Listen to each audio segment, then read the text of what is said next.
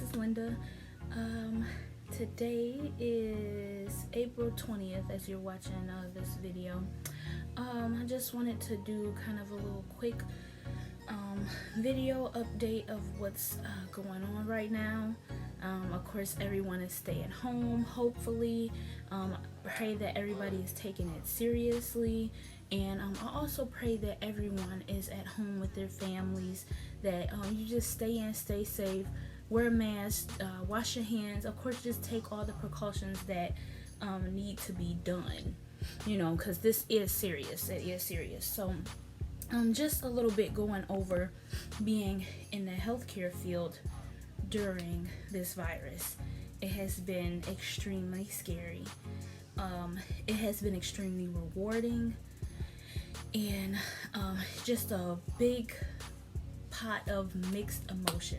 So with that being said, about like a month and a half ago, when everything kind of first started, I was actually exposed to the virus. I was doing an ultrasound on a patient, and I was actually on midnights because I'm still picking up some midnight shifts, and I got a call from my manager probably like over the weekend. I think it's quite a few days later, maybe like about 5 days later, and she's like, hey, you've been exposed, like basically you have to quarantine, you can't come to work for 14 days. I was like, oh hell no, oh my gosh. So I start panicking. Of course they can't give you any patient information because of HIPAA, so I wasn't able really to get any information. I was just like concerned. I didn't have any symptoms, thank God, but I was concerned because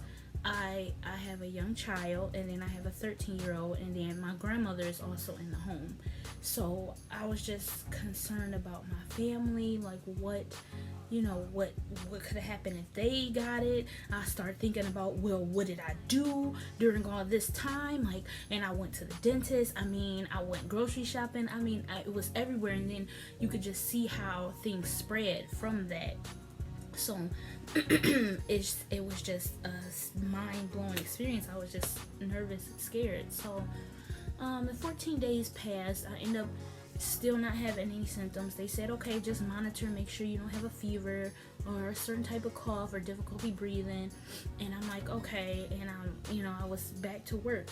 I was still nervous and stuff. I didn't know like what rules and what things they implemented to make sure we are doing these COVID patients, but then doing them safely for us.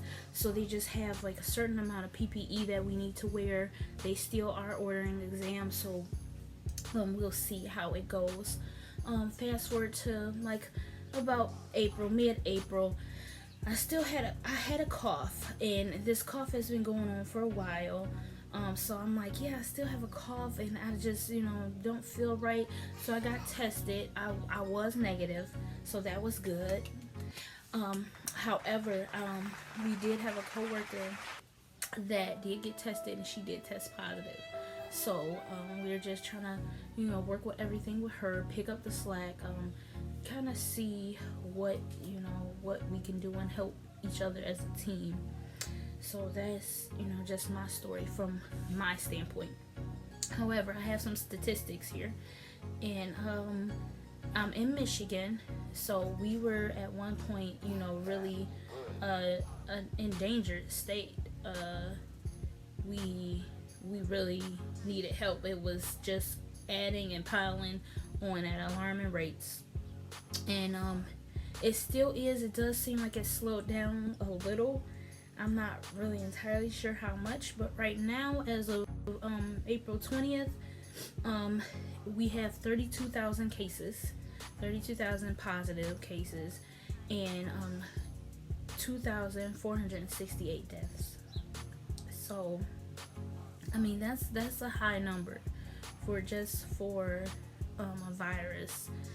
That's a pretty high number. So I just ask that you guys just pray. If you do pray, please continue to pray for those that are in healthcare, those that are front lines, those that are essential workers. Just please continue to pray. Pray for the world. Pray for our country.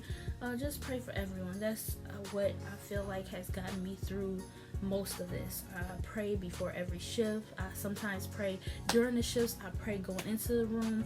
I have definitely had to do some COVID patients, and I absolutely actually pray over them as I leave the room, because some of the cases are just so heartbreaking. It's so sad. So it's hard because being a sonographer, I didn't really think that we had to deal with you thought so much of this stuff. You wouldn't expect it, but you do see quite a bit.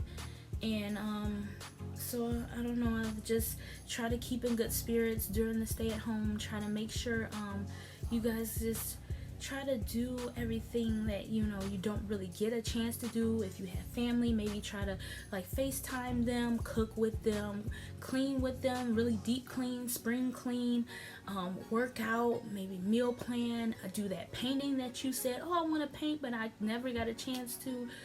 Whatever it is that you do not have time to do usually and normally, just try to take this time and use it as a positive. I know it's easier said than done, but definitely. And also, if you're on Instagram, I just want to invite you and tell you to look up the Bible Scripture Challenge. So it's hashtag Bible Scripture Challenge. And that kind of got me through kind of a rough time. I was really having a rough day. I mean, the death totals were climbing, and I was a mess. So I looked at that, and yeah, I thought it was really nice. People kind of, went and read Bible scriptures from their standpoints, and it did kind of help me feel a little bit better. So that's all for this video. I'll be posting part 2 of my first video, so that'll be a little bit on a lighter note because this was before all this madness broke out. So hopefully this just ends soon, you guys. Stay home, stay safe, stay well, love on the people that love on you, and just send out love to everybody. I'm hoping that once this is said and done, that it will push us forward in a better direction. I know it's not gonna happen overnight, but I'm praying and I'm hopeful. All right, bye, later.